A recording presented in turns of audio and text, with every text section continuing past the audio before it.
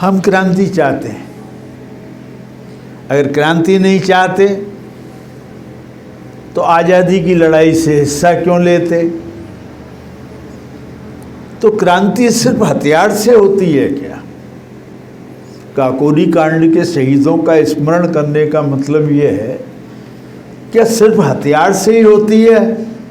तो मेरी आपको सलाह है कि राम प्रसाद बिस्मिल की आत्मकथा को पढ़ा जाए।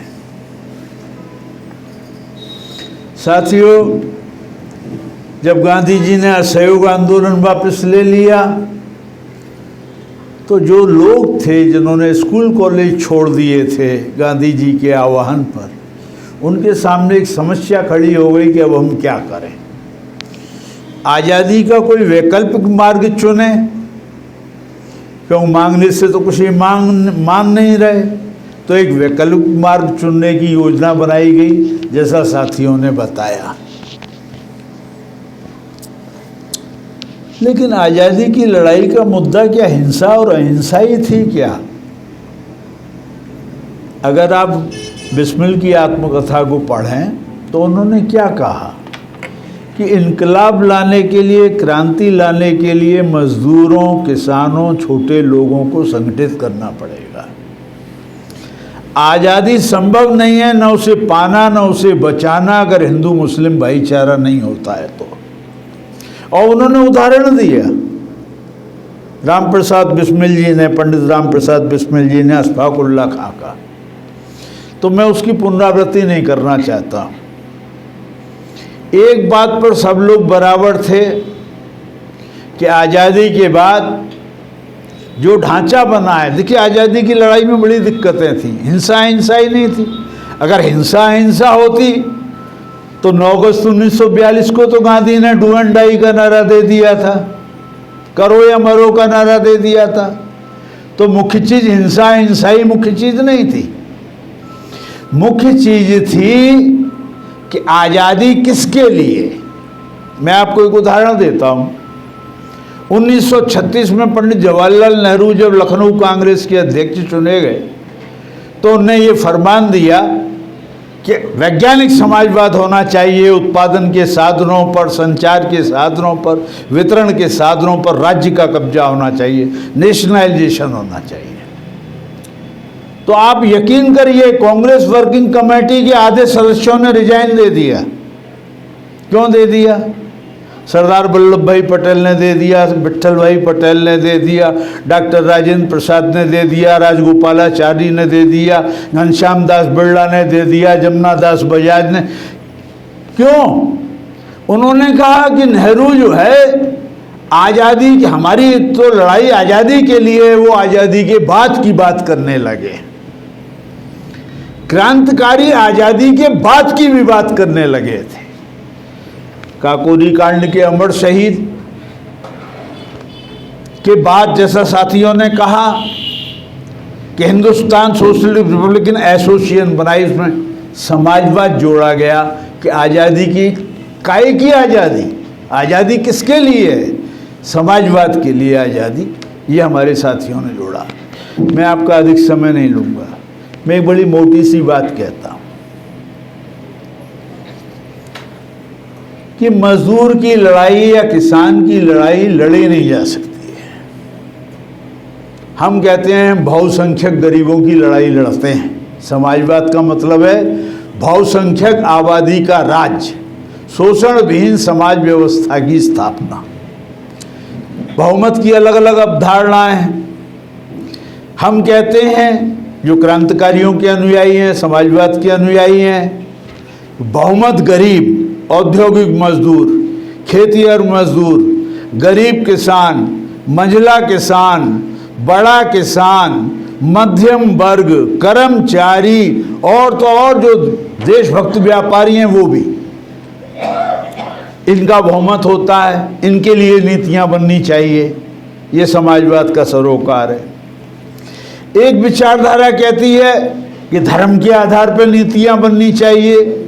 इस देश में तो हिंदुओं का बहुमत है, तो हिंदू राज्य होना चाहिए, हिंदू बहुसंख्यक का राज्य होना चाहिए, हिंदू राष्ट्र होना चाहिए। उनका लोकतंत्र ये है। एक विचारधारा ये कहती है कि दलित, पिछड़े, आदिवासी, अल्पसंख्यक ये 85% होते हैं, बामन, बनिया, छत्री छोड़ बाकी सब हैं DS4। एक विचारधारा ये बहुसंख्यक होता है। तो साथियों, आज की स्थिति में मैं आपसे कहना चाहता हूं कि इन क्रांतिकारियों से हम क्या प्रेरणा लें। इन क्रांतिकारियों से प्रेरणा ये लें कि अगर समाजवाद की लड़ाई लड़नी है तो जाति धर्म का जो विभाजन है उससे हमें पहले लड़ना पड़ेगा। आज स्थिति ये है कि हम कहते हैं साझी शहादत, साझी विरासत, रक्त का तर्पण करके हमने कौमी एकता न बनाई है इस देश के अंदर, ये कायम रहनी चाहिए। लेकिन कुछ शक्तियां कहती हैं कि चाहे कितना खून फैलाना पड़े हम इस एकता को नहीं रहने देंगे। तो आज अगर हम मजदूर की लड़ाई लड़ते हैं और वहाँ पे झगड़ा पैदा कर देता है पूंजीपति जो है, उद्योगपति, कि इनमें मुसलमानों को अलग करो, इनको अलग करो, तो हमारी लड़ाई कमज़ोर पड़ती है, जनता में विभाजन होता है। वर्ग शत्रु, पूंजीपति वर्ग, इस देश के इजारेदार जो साम्राज्यवादियों की लाइन थी उसी लाइन पर चलते हैं, फूट डालो और राज करो। मजदूरों में, किसानों में फूट डालो और राज करो। तो मैं कोई बड़ा भाषण यूँ नहीं दूंगा कि आज ज़रूरत क्या है साथियों, खून की आखिरी बूंद देकर इस देश के गरीबों की एकता की रक्षा करना। आज मुझे ठीक है, मैं गांधी जी के बहुत सारी बातों से सहमत नहीं हूँ, लेकिन गांधी जी एक बात कहते थे, वही बात मैं आपसे कहना चाहता हूँ। वो इनकी बात कि दो बातों में अगर विरोधाभास पाया जाए तो वो बात मानो जो बाद में कही है। इसका मतलब क्या हुआ कि शहीदों की आप आत्मकथा पढ़ के देखें, उन्होंने लास्ट में मरने से पहले जो किताब उन्होंने लिखी और गणेश शंकर विद्यार्थी जी के द्वारा वो छपी, उसमें उन्होंने कहा कि जब तक मजदूर और छोटा किसान इकट्ठा नहीं होगा क्रांति सफल नहीं होगी। नंबर 2, जब तक हिंदू और मुसलमान इकट्ठे नहीं होंगे क्रांति सफल नहीं होगी। आज क्रांति की तो बात छोड़िए, जो समाज रचना हमें आज़ादी के बाद मिली, जो बुर्जुआ डेमोक्रेसी हमें मिली, जो पूंजीवादी लोकतंत्र हमें मिला, लोकतंत्र भी कैसा, पूंजीवादी लोकतंत्र, वो भी हमें मिला, आज उसे ख़त्म करने की बात की जा रही है। एक ज़माना था, मैंने देखा, मैं इमरजेंसी में जेल भी गया हूँ DIR में 2 बार। मैं आपसे कहना, विद्यार्थी था उसमें, स्टूडेंट फेडरेशन में काम करता था। मैं आपसे कहना चाहता हूँ कि उस वक्त कांग्रेस का ये अध्यक्ष थे, उन्होंने फरमान दिया कि इंदिरा ही इंडिया है। आप आश्चर्य करेंगे ये हिम्मत कैसे पड़ गई उस कांग्रेस अध्यक्ष की कि इंदिरा ही इंडिया है, भारत इंदिरा गांधी है, इंदिरा गांधी ही भारत है। उससे पहले बांग्लादेश की एक लड़ाई हुई तो विपक्ष के नेता ने नारा दिया कि इंदिरा गांधी तो दुर्गा का अवतार है, चढ़ा दिया। तो जब भी किसी, अब क्या हो रहा है, अब कहा जा रहा है कि वो है तो मुमकिन है, नहीं तो नामुमकिन है। एक नेपोलियन हुआ, उसके बारे में कहा जाता था कि उसकी डिक्शनरी में असंभव शब्द नहीं है। इस बात को जरा घुमा के कहिए कि मैं हूं तो मुमकिन है, वही वाली बात है ना, मैं हूं तो मुमकिन है। एक अभी उपराष्ट्रपति पद पर थे लेकिन अब नहीं है, वेंकैया नायडू, उन्होंने कहा प्रधानमंत्री तो भगवान का वरदान है, ईश्वरीय वरदान है। तो इस बुर्जुआ डेमोक्रेसी में भी जब शासक वर्ग को देवता बना दिया जाता है तो क्या हो गया। ये बुर्जुआ डेमोक्रेसी भी ना किसके खिलाफ पैदा हुई कि देव राजा जो है ईश्वर का प्रतिनिधि है, ईश्वर का प्रतिनिधि है, इंद्र है, जैसे इंद्र है तो वो इंद्र है। ये बड़ी खतरनाक विचारधारा है, बहुत भयंकर विचारधारा है। आज ये विचारधारा हमारे मथुरा में पूरी तरह से हावी है। हमारे आपके सामने बड़ी चुनौती है साथियों, बड़ी लंबी लड़ाई है।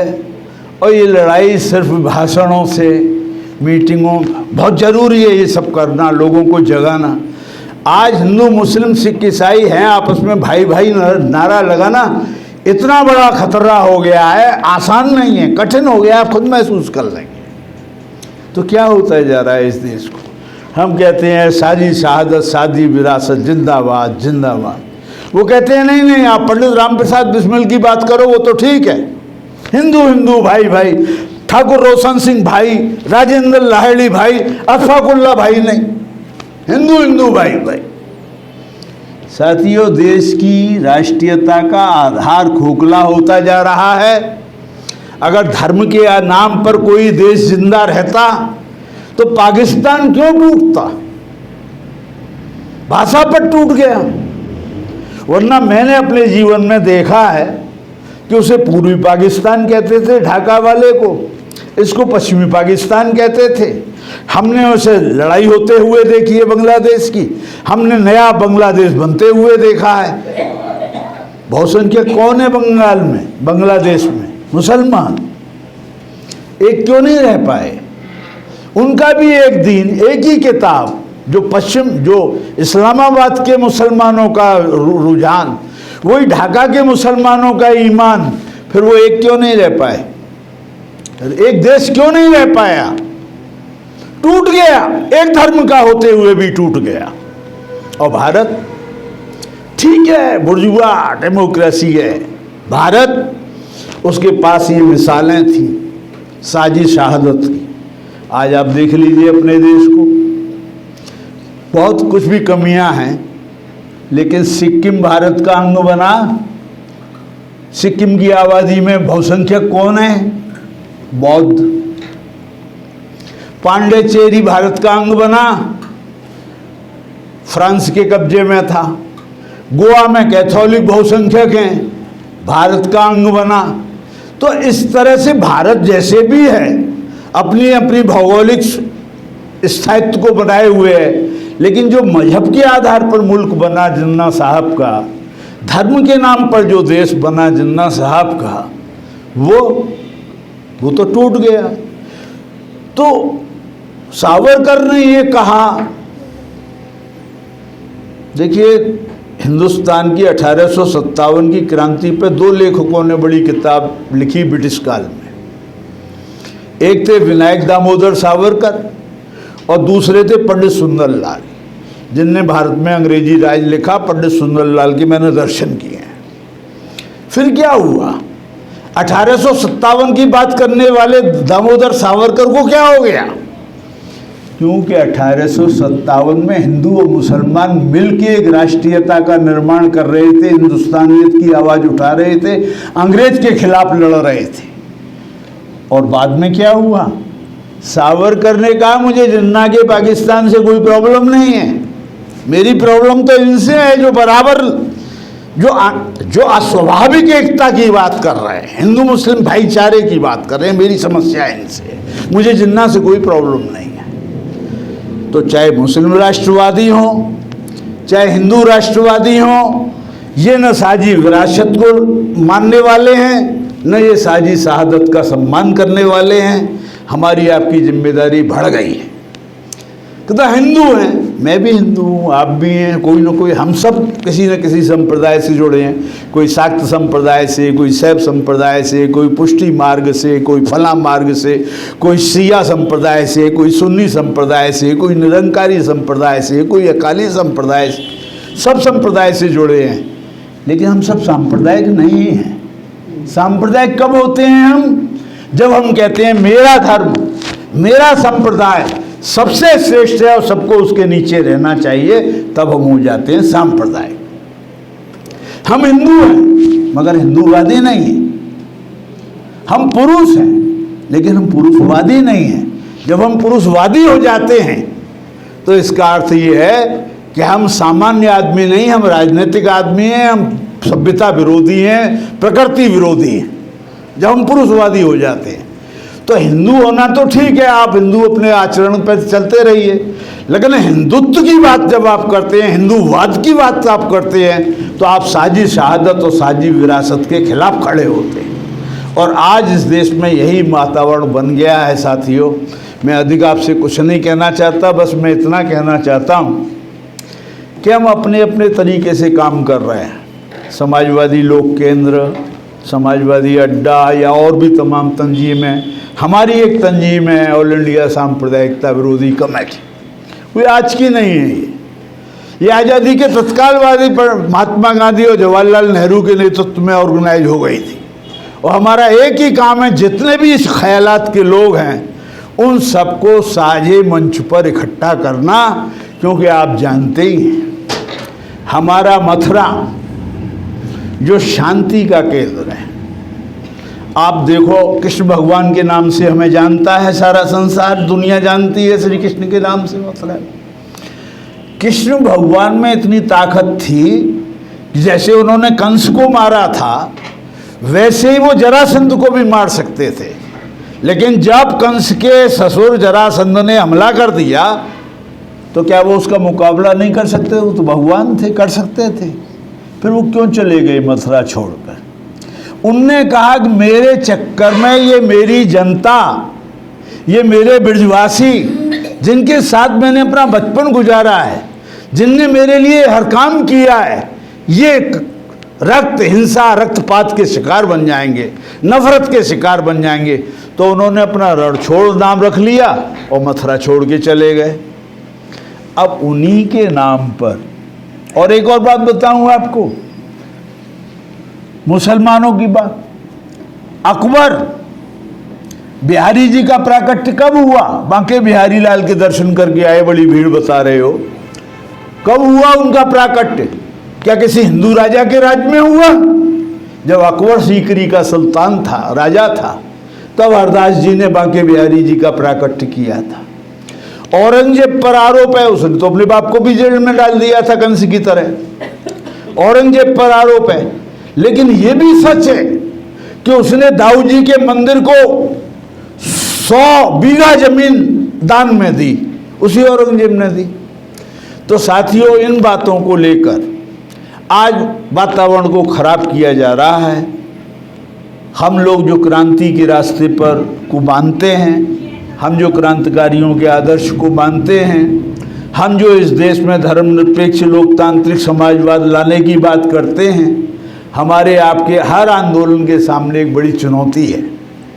जब जाति धर्म का झगड़ा आ जाता है तो समाजवाद की लड़ाई, मजदूर वर्ग की लड़ाई, वर्किंग क्लास की लड़ाई पीछे पड़ जाती है। तो आज उस लड़ाई को आगे बढ़ाएं, वर्किंग क्लास के संघर्ष को बढ़ाएं, मजदूरों की लड़ाइयों में हिस्सा लें, लोगों को वैज्ञानिक सोच का बनाएं। हमारे एक बुजुर्ग थे, वो कहते थे कि एक बार जो है, रवायतें कैसे पड़ती हैं कि एक बार गांव में शादी हुई, नई नई लड़कियां थी, बूढ़ी भूआ जी जो है सर पे थाली रख करके जा रही थी। गांव में खेत पर देवता थे, उनकी पूजा करने के लिए। रास्ते में वो कोई ठोकर लगी, थाली गिर गई। तो थाली में पानी भी, चावल भी, रोली भी, हल्दी भी, सब फूल भी सब था, वो उसके ऊपर गिर गए। उसने आगे पीछे देखा, कोई देख तो नहीं रहा। उन्होंने कहा लड़कियां तो बहुत पीछे पीछे आ रही हैं, बहू बेटियां। उसने वो समेटी और वो बूढ़ी आगे चल दी। अब पीछे जो औरतें आ रही हैं, उन्होंने कहा वो तो बड़ी बूढ़ी है, और बाने अगर यहाँ पे फूल पत्ती डाल दी है तो ये भी कोई ठौर देवता का होगा, वो भी उस पर फूल पत्ती डालने लग गई। तो ये जो अंदरूणीवाद है, ये हमें सोचने विचारने के लिए जो रोकता है। तो मैं ज़्यादा वक्त नहीं लेके सिर्फ इस मौके पर आज पहली बार आया हूँ इस क्लास में, मैं आपसे यही कहना चाहता हूँ साथियों, हम इतिहास इसलिए पढ़ते हैं कि हमें वर्तमान में जूझना है। हम अतीत की ओर नहीं लौटेंगे, हम आज भविष्य की ओर आगे बढ़ेंगे। तो हमने ये जो प्रेरणा ली है, तो मैं तो यही आपसे कहता हूँ साथियों कि हमने तो ये सोचा है कि चाहे हमें अपना आपको दांव पे लगाना पड़ जाए, लेकिन हम मथुरा में क्रांतिकारियों की विरासत, साजी शहादत, साजी विरासत के लिए अपने आप को कुर्बान कर देंगे, इससे हम पीछे नहीं हटेंगे। और ये हमें आपसे प्रेरणा मिलती है, आपसे हमें प्रेरणा मिलती है। मैं बहुत समय नहीं लिया आपका, मैं यही कहना चाहता हूँ, ये हम बहुत समय से करते आ रहे हैं, चाहे 5 आदमी हो या 50 आदमी हो, हमने अपने मिशन को कभी बंद नहीं किया। 19 तारीख को भी हम कुछ कर रहे हैं, 12 बजे पर हम करेंगे, एक छोटा सा कार्यक्रम भगत सिंह की मूर्ति पर करेंगे, इन शहीदों की याद में करेंगे। लेकिन साथियों, ये इसलिए ज़रूरी है ताकि इस देश को बचाया जा सके, और मजदूर की जो लड़ाई है, किसान की जो लड़ाई है, क्या कहा भगत सिंह ने कि हमारी क्रांति का उद्देश्य चंद लोगों का रक्तपात करना थोड़ा ही है। हमारी क्रांति का उद्देश्य तो मौजूदा शोषण पर आधारित निजाम को बदल करके समाजवादी सत्ता कायम करना, व्यवस्था बनाना है। लंबी लड़ाई है साथियों, जाने कितने दिन तक चलती रहेगी, लेकिन एक बात मैं आपसे कहना चाहता हूँ, आज जो निजाम हमारे देश में कायम है, ये तो उनसे भी बदतर है जो 70 साल राज कर गए। उनमें तो भी लिहाज था, वो भले ही पूंजीवाद समर्थक थे, लेकिन फिर भी पब्लिक सेक्टर में इंडस्ट्री लगाते थे। सरकारी क्षेत्र होते हैं तो रिजर्वेशन भी एप्लीकेबल होता है, और अगर निजी क्षेत्र होता है तो उसमें कोई सामाजिक न्याय के लिए जो आरक्षण की व्यवस्था है वो भी निष्प्रभावी हो जाती है। तो लक्ष्य बड़ा है साथियों। मैं सिर्फ इतना ही कहना चाहता हूँ कि हम शहीदों की शहादत को सलाम करते हुए ये ऐद करते हैं, ये संकल्प लेते हैं कि अपने लेवल पर जो भी हमसे बन पड़ेगा, हम मथुरा में, देश में धर्मनिरपेक्ष जनवाद को मजबूत करने के लिए जो भी योगदान होगा, वर्किंग क्लास के तौर पे, पीजेंट्री के तौर पे, हम उसमें भरपूर मदद करेंगे। आप ज्ञानी लोग हैं, विद्वान लोग हैं, बुद्धिजीवी हैं, आपसे अपेक्षा ज़्यादा है, क्योंकि जो काम करना होता है वो तो इसी उम्र में हो पाता है साथियों। युग को छत्र मैं ग्रेजुएशन कर रहा था और कम्युनिस्ट पार्टी ऑफ इंडिया का कांग्रेस से समझौता था, और मैं भी खूब समर्थन करता था कांग्रेस का। लेकिन जब मैंने ये देखा कि जिन किसान भूमिहीनों को जमीन के पट्टे दिए गए, उनको कब्जे नहीं दिए गए, और उनसे ये शर्त लगाई गई कि आप पहले नसबंदी के केस दो, उसके बाद हम आपको पट्टा देंगे। मास्टरों से कहा कि पहले तुम नसबंदी के लड़कों को कहो कि वो अपने माता पिता की नसबंदी करवाएं, तब हम तुम्हारी तनख्वाह देंगे। तो जिन लोगों के साथ हम काम करते थे, ज़मीन की बंटवारे की लड़ाई लड़ते थे, पट्टे दिलवाने की लड़ाई लड़ते थे, उन्होंने कहा कामरेड आप तो कह रहे थे कि इंदिरा गांधी के 20 सूत्री कार्यक्रम में ये सुविधा मिली है, भूमिहीन को आवासीय पट्टे मिलेंगे, खेतिहर पट्टे मिलेंगे और सब कुछ होगा, और ये क्या हो रहा है, ये तो नसबंदी करवाने पर जोर लगा रहे हैं और पट्टे वट्टे दे नहीं रहे। तब यहाँ अध्यापकों का आंदोलन हुआ, हम उसमें कूद पड़े, ये सोच जानते हुए कि मेरी पार्टी जो है कांग्रेस से जुड़ी हुई है, समझौता चल रहा है, लेकिन मेरा मन नहीं माना। मैंने कहा न्याय अन्याय के खिलाफ लड़ना यही एक सच्चे कामरेड की पहचान है, एक सच्चे क्रांतिकारी की पहचान है। मैं 2 बार इमरजेंसी में जेल गया। तो साथियों, मैं आपसे कहता हूँ कि हमें लड़ाई जारी रखनी है। आपकी कोशिश को मेरा सलाम है, और यही कह के मैं अपनी बात